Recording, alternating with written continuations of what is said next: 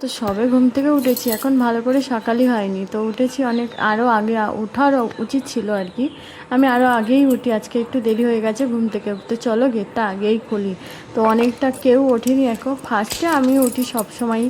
তো hello everyone, তোমরা সবাই কেমন আছো? আশা করছি তোমরা অনেক অনেক ভালো আছো। আমি একটা নতুন ভিডিও নিয়ে চলে আসলাম। তোমরা সবাই ভিডিওটাকে স্কিপ করবে না, কন্টিনিউ ভিডিওটা দেখো। আর প্রতিদিনই আমি সকালে যখন উঠি, ঘুম থেকে উঠেই দেখি এই যে আমার দুটো জোড়া শালিক। তো একসাথেই দেখি সবসময়, প্রতিদিনই। আর যেদিন না দেখবো আমার দিনটা সত্যি খুবই খারাপ যায়। তো চলো আমি একটু ঝটাফট একটু ফ্রেশ হয়ে নিয়ে তোমার সাথে কথা। তো মোটামুটি কাজ কমপ্লিট হয়ে গেছে। তো এবার যাবো স্নান করতে, মানে স্নান তো এবার তাড়াতাড়ি করে নিতে হবে। প্রায় 6:15 হয়ে গেছে, আমি উঠেছি 5:30টায়, তোমরা দেখলে।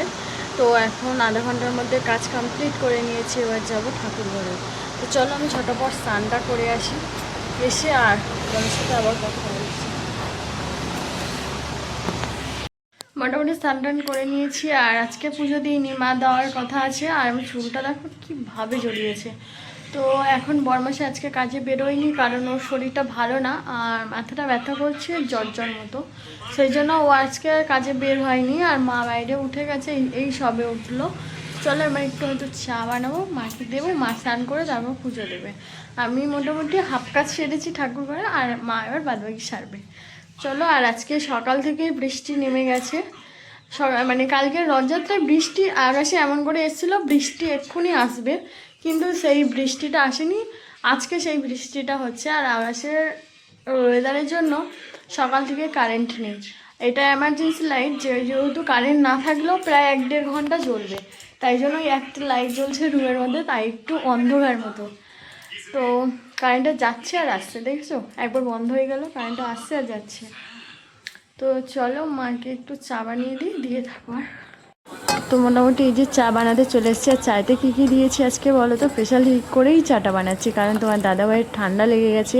তো ঠান্ডা লেগে ওর একটু মানে গলাটা খুসখুস করছে, সেই জন্য আর কি আদা, তেজপাতা আর হচ্ছে গিয়ে তুলসী পাতা দিয়ে চাটা আজকে বানাচ্ছি স্পেশালভাবে তোমার দাদাভাইয়ের। তো আমি চা খাবো না, তার জন্যই হালকা করে মা তোমার দাদাভাইয়ের জন্য 2 কাপই চা বানালাম, বেশি চা বানালাম না।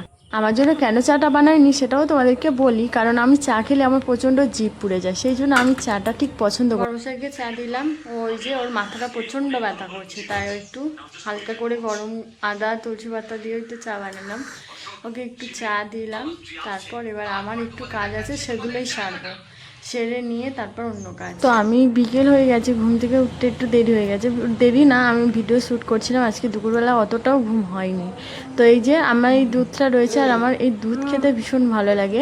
মা আর আমাদের বড়োবাবু দুধ একদমই পছন্দ করে না, কিন্তু আমি, বড়োবাবু নয়, আমাদের কচিবাবু ভীষণ পছন্দ করে দুধ, আর আমি আর তোমার দাদাভাই, আমাদের বাড়ির মধ্যে 3 জনই দুধ খায়। তো আজকের ওয়েদারটা খুব একটা ভালো না, আকাশটা খুবই সুন্দর লাগছে, কারণ মেঘলা আর এদিকে একদিকে পরিষ্কার, এদিকে খুবই ভালো লাগে। তো যাই হোক, এদিকে এখন বৃষ্টি হয়নি, বৃষ্টি আসার সম্ভাবনা আছে। আর আমি এখানে দুধ খাচ্ছি, আর তোমার দাদাভাইকে বিকেলে চা বানিয়ে দিয়েছি, তাই ও বলছে গরম, এত গরম চা কে খাবে ভাই?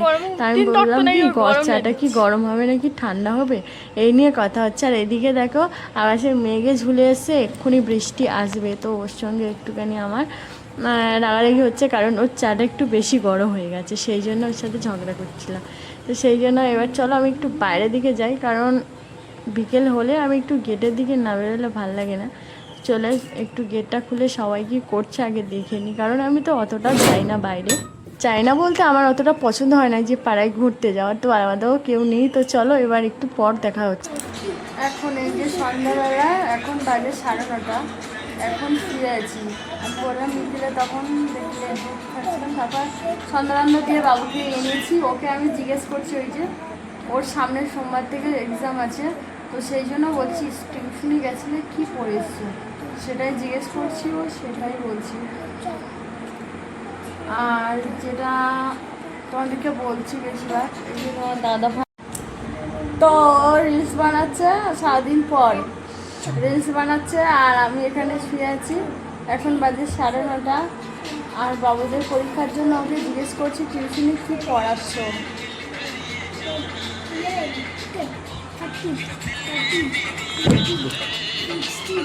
ওর ভিডিও করার সময় কেউ যদি কিছু বলে রেগে গেলে যাই দেখো।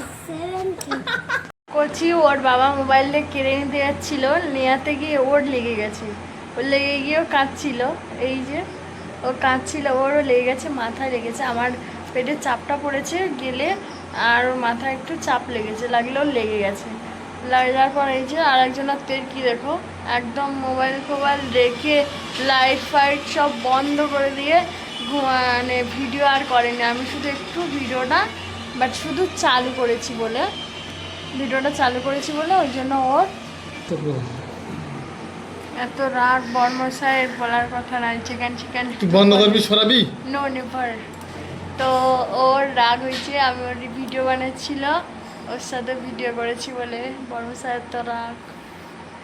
চলো সবাই খুব ভালো থেকো, আবার একটা নতুন ভিডিও নিয়ে আসছি। সবাইকে গুড নাইট, টাটা।